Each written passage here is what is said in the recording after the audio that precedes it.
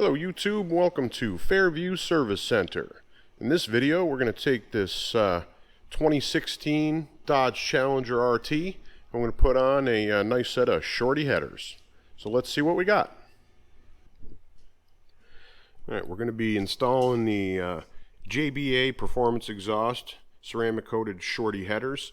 Here's the part number and everything if you want to go look those up for yourself. Let's get them out of the box and see what they look like. Alright, so we're going to be using the factory Mopar gaskets and bolt hardware if we can get away with it. We'll see if that's actually going to work.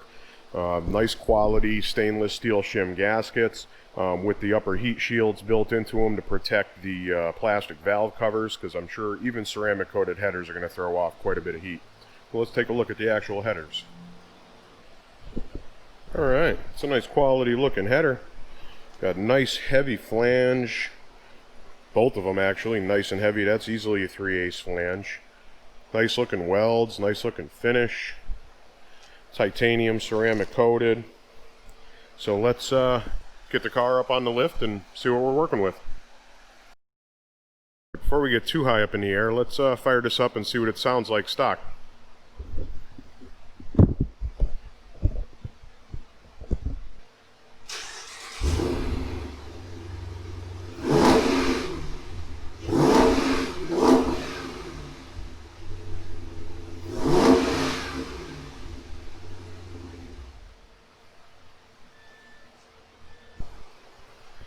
Alright, so here we got the 345 Hemi. It's already got a ported throttle body, has an air raid intake system. We got the Mopar catback exhaust on it. So doesn't look like we're going to be doing a whole hell of a lot from the top here. Pretty tight. There might be one or two things we can reach, but looking like it's probably going to be mostly done from the bottom. So up we go. You can see it's kind of tight up in there. First thing we're going to do is get the O2 sensors unplugged so we can drop the cats out. This side looks like we got a little attachment point here on the side of the transmission and then the plug, but we are using the cats so we can leave those in. We don't have to soak them with penetrant or anything like that. So let's go ahead and get those disconnected. Alright, so this little clip here you just pop open with a little flat blade screwdriver, pretty easy. And then on this side you'll see this sticking down through the hole in this bracket. Just pinch it right here with some needle nose and it pops right out. Next we're going to go ahead and hit these manifold studs with some penetrating oil, let them soak. They don't look too bad, but it never hurts to put a little blaster on there or something, and we'll let it soak while we get the rest of the exhaust out of the way. Alright, so now the cats are out of the way. We're going to go ahead and unplug the O2 sensor, which is this one's plugged in up here, and we'll start working on getting these heat shields off. Let me get in the camera, there we go. These heat shields hide all the bolts for the manifold. And then on this side we got another plug right here for the O2 sensor and the same heat shield. Alright, so that O2 sensor right there is actually zip tied to the ground cable. Not a big deal, just snip that zip tie and then when you're done zip tie it back to the ground cable. Alright, so there's one side out. Here we go, get a good look. Actually not too bad to get out. You got to do a little contorting of it and grab it with a pair of vice grips from the back and yank on it so you can get a good grip and not cut your hand on the metal or anything, but wasn't too bad to get out. If the car's got low enough miles, the hardware comes off. This one's only got about 43,000, so all the nuts came right off. You can reach everything from the bottom. The ones in the back you get from right back here. The ones in the front you can go up through this hole right in this neighborhood with a long extension. You can just get them off with a ratchet. It's no big deal. And imagine the other side will be the same. I'm going to go ahead and attack it. If there's anything I run into that's different, I'll let you know. Alright, so on this side it looks like the O2 sensor is going to make it a real pain to get that shield off. I don't know if it's going to be impossible, but it's definitely going to be harder. So I'm going to go ahead and pull that O2 sensor first and then get the shield out. And on this side, I'm going to go ahead and pull the O2 out just because it'll probably be easier to do it while the manifold is still bolted to the head. I won't have to clamp it in a vise or wrestle with it or anything like that. And it'll get it out of my way so I have an easier time getting at the manifold bolts. Alright, so we got the O2 sensors out without too much problem. Used this socket and a flex head ratchet. Nothing magical.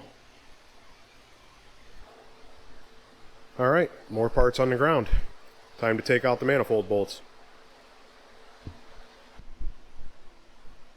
Alright, there's one manifold out. Time for the next one. Alright, there's the other side out. So now we're going to go ahead and spread the hardware out on the bench and take a little inventory and clean up the heads and start reassembly. Alright, so here's the passenger side header and all the hardware all laid out. We're going to reuse one factory stud along with this spacer where the dipstick tube mounts to the side of the head. And then you got lock washers, new bolts, and then these are your large bolts, washers, lock nuts, and lock washers, sorry, and nuts for where the pipe bolts to the flange. And we're not going to use the gaskets that came with the headers. We're going to use these OEM Chrysler gaskets. Really nice stainless steel shim gaskets with the softer material on the inside, and they also have this bit of heat shield along the top to keep you from melting the bottom of the valve cover. So we're going to go ahead and clean the carbon off the head, and then we'll start bolting these in. Alright, can't speak for other models, but on a 16 Challenger with a 5.7 Hemi, this bushing is too long. I'm going to have to cut it off right at the black line there, and I'm going to have 11/16 of an inch worth of spacer. Otherwise, it's too long and the threads don't catch. So after a lot of trouble, the passenger side header is in. As you can see from that hand occupying the space where the motor mount's supposed to be, you have to take the motor mount out to be able to put this header in with the factory gaskets with the heat shield. If you're using the gaskets that came with the header, this is unnecessary. A lot of the directions will tell you you have to pull this mount. You don't, unless you're using Chrysler factory gaskets, which we are. There it is. Fully installed. Fits nice. Good clearance all the way around. Too bad we can't just fire it up and run it like that. Sound like a dragster. Alright, we'll be back after the other side's in. There's the driver's side header in. Looking pretty good up there. So now all we got to do is go ahead and put a little anti-seize on the O2 sensor threads and put those back in. The directions say to put a little film of O2 safe high temp RTV silicone right around there before you put the pipe back up. And that's it. And put the pipes back up, tighten everything down, and see how she sounds.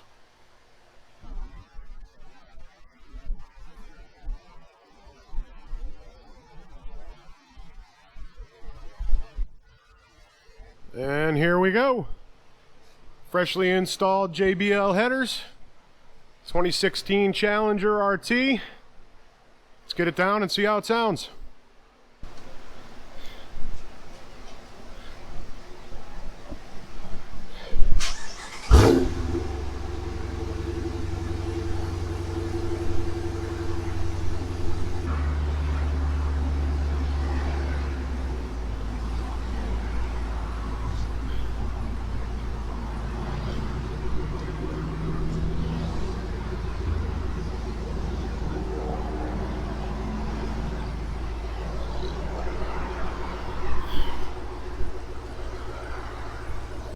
Sounds good.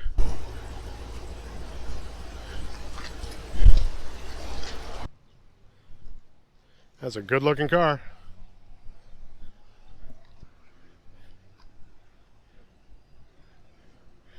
Thanks, John. These definitely got more throttle response now.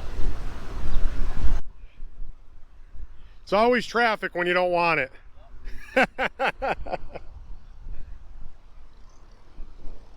Take it easy.